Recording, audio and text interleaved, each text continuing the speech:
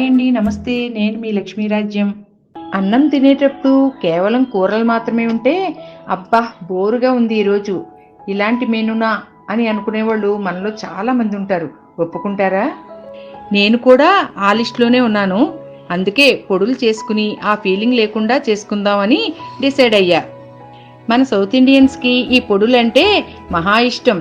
మరి అలాంటి పొడుల్లో ప్రత్యేకమైనది, అరుదైనది, చాలా చాలా ఆరోగ్యకరమైనదే ఈ కాకరకాయ పొడి. వామ్మో, ఏంటి కాకరకాయ పొడి అనుకుంటున్నారా? ఏం వరి అవ్వద్దు. ఇది రైస్లోకి కలుపుకుని ఒక్క ముద్ద పెట్టుకుంటే చాలు, కూరే అవసరం లేదనిపించేలా ఉంటుంది. లేట్ చేయకుండా తయారీ విధానం చూసేద్దాం.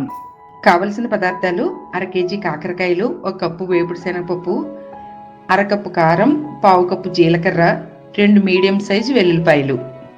ఈ వేపుడు శనగపప్పునే గుళ్ళ శనగపప్పు అని కూడా అంటారు.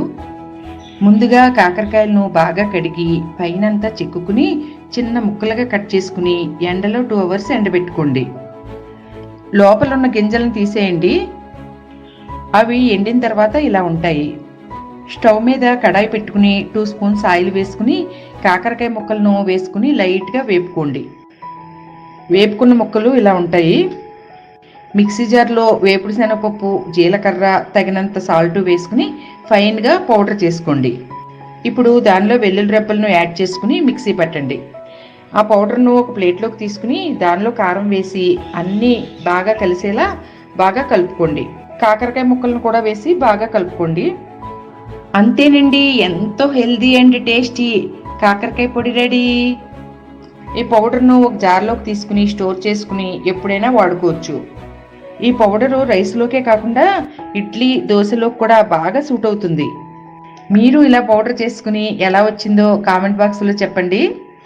Take care friends, bye. నా వీడియోస్ మీకు నచ్చినట్లయితే లైక్, షేర్ అండ్ సబ్స్క్రైబ్ చేసి నన్ను ఎంకరేజ్ చేయండి.